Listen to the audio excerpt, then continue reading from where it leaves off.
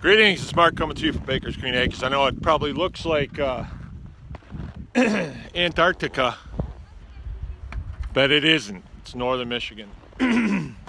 I was out yesterday feeding and I made a video. It was overcast and it was blowing, and it was a real tough time to be out.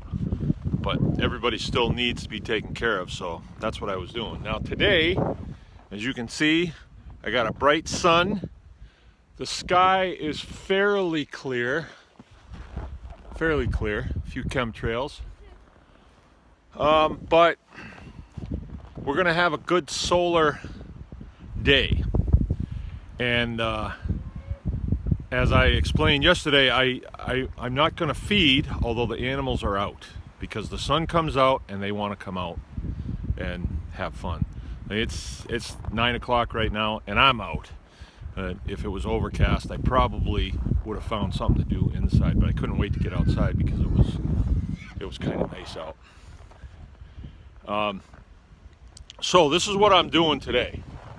I have everything taken care of that I need to, and I'm going to come in and work on this project, which is the greenhouse project, which I want to expound on a little bit. I told you guys that it was kind of a morale project.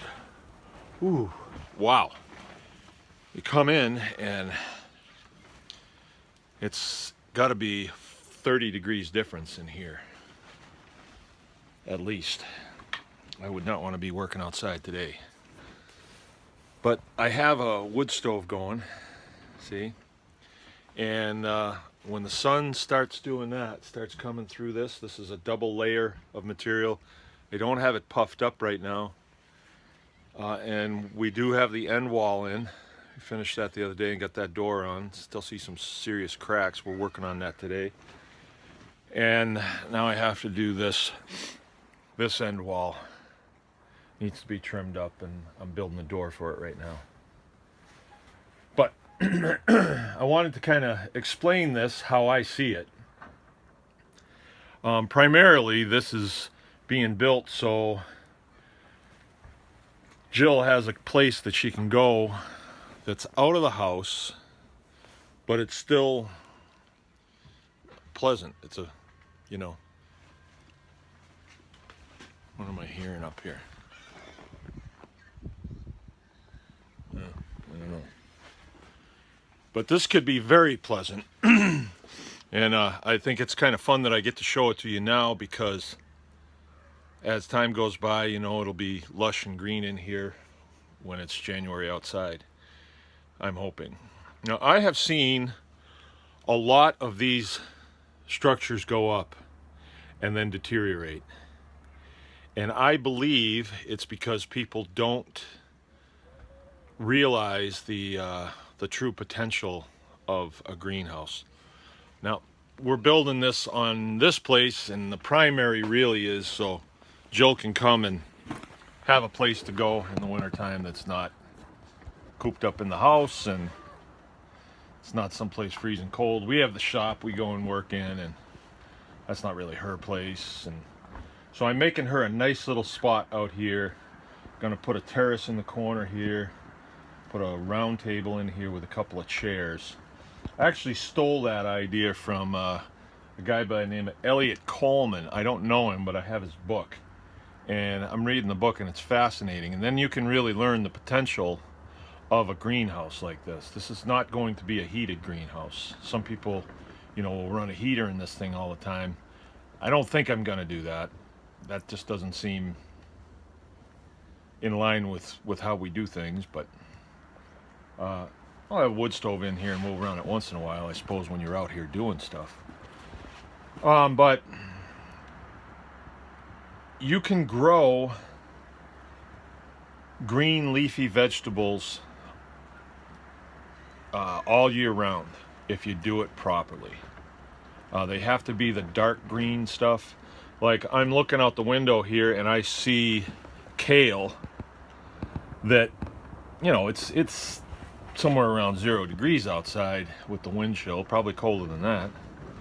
And that kale is sitting there, and if we cut leaves off of that and bring it in the house, we can make a salad out of it. So it doesn't just turn brown and go away.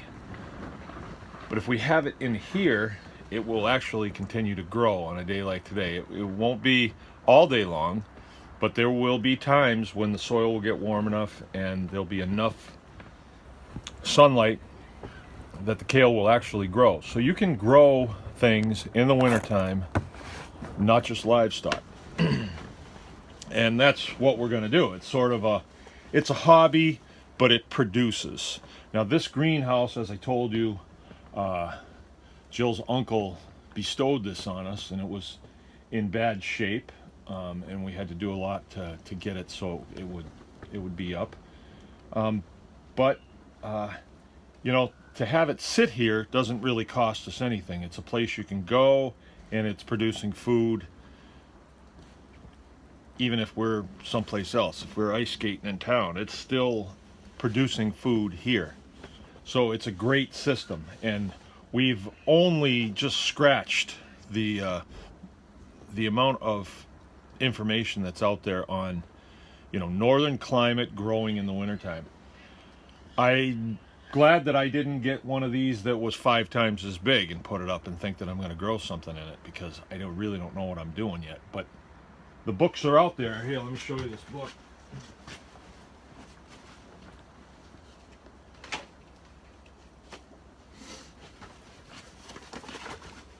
So, like I said, I don't know this guy, but I know a guy that knows him. He's in Maine, and he totally makes his living off of a small greenhouse. I don't remember how big it is, but he services restaurants in and around the area that he lives in. And from the reading that I've done in this, the soil that he has is not good. He's built most of it. I lived in Maine for a while, and it's every bit as cold as it is here. I think we're on about the same latitude as Elliot is. So this is a great book. I recommend this book. I got it for Christmas a few years ago, and I'm not quite through it yet, but I would recommend this, because this is all I'm thinking about now. And Morale Project, you kind of need that, because if I'm thinking about livestock in the wintertime, basically all I do is feed them and make sure that they have bedding. But I'm not building new areas for them. I'm not building shelters for them or anything like that. We do move a few of them in the wintertime, but that's just trailering them up and getting them out. So this for me is a great morale project, and it will also provide a place where Jill can come and get a little sun on her. I'm going to put like a little, kind of a little couch out here so she can maybe lay down. You know, if the sun's hitting you in the face like this, it would be nice, you know, to be able to just lay down for a little while if you're reading or whatever. But this, with the doors on and everything sealed up, it should get up to a very comfortable temperature. So let me get back to work on it. It's Mark from Baker's Green Acres. Anyone can farm.